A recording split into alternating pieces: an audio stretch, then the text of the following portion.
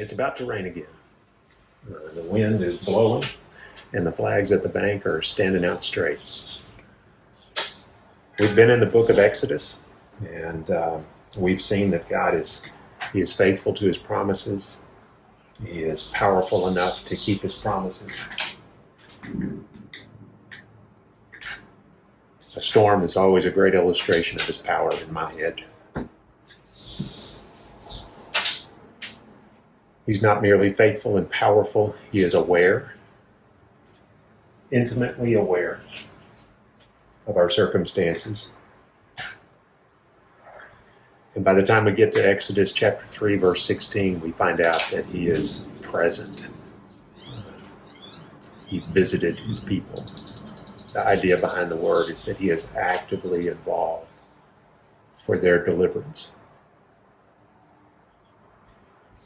By the time you're done with the scene at the burning bush, Moses is the reluctant leader who goes to Egypt.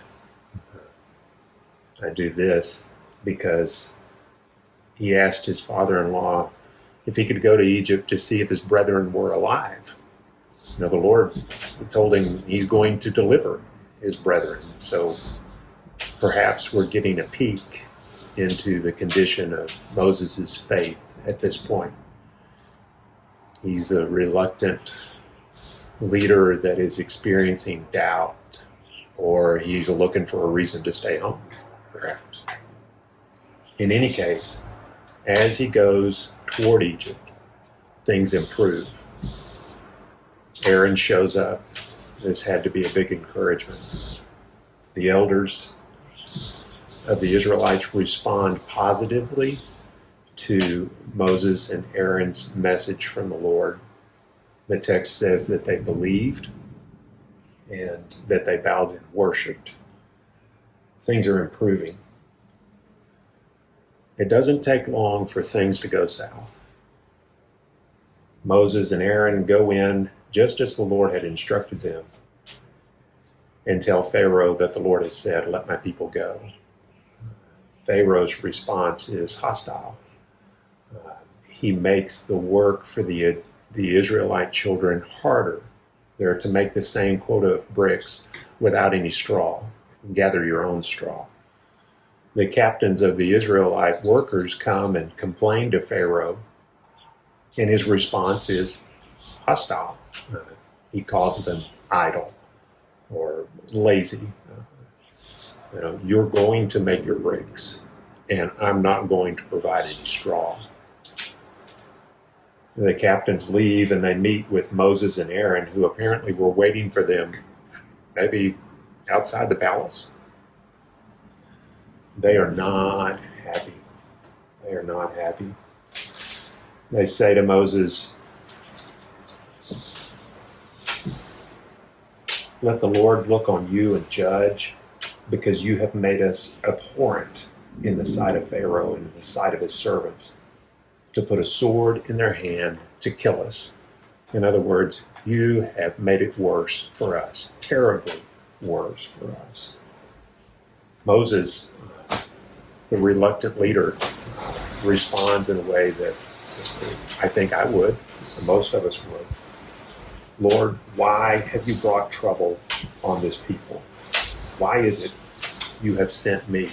For since I came to Pharaoh to speak in your name," in other words, to do your will, "he has done evil to this people. Neither have you delivered your people at all." Here we are trying to follow the Lord, and things get worse.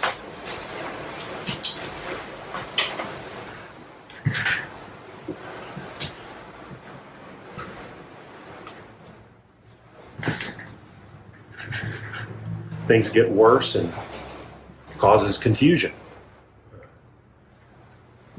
Moses expresses his confusion. Holy mackerel.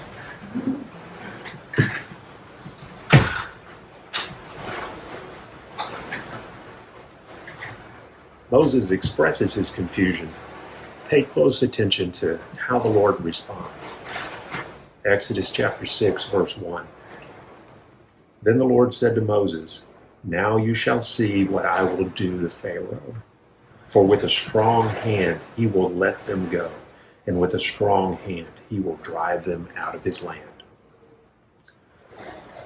The word that jumps off the page to me is the first word that the Lord said, now. Now you shall see what I will do to Pharaoh. Now. Now the Lord had told Moses that Pharaoh would not cooperate. And he allowed his word to be fulfilled. Pharaoh did not cooperate. Moses was confused. He expressed that to the Lord, and the Lord said, now. Now you shall see what I will do to Pharaoh.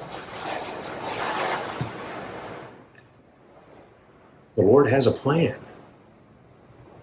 He has a sense of timing.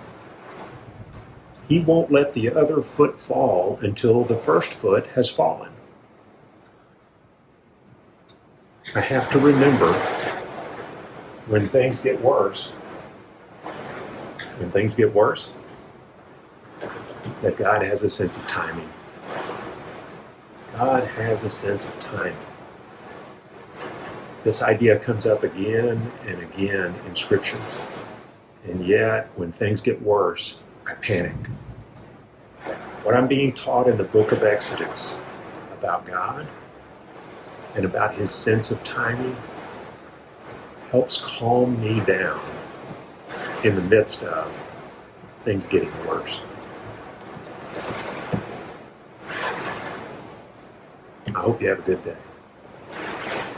And I hope what God has shown you, shown me in the book of Exodus, will give you peace, will calm you, will invite you to rest. Take care.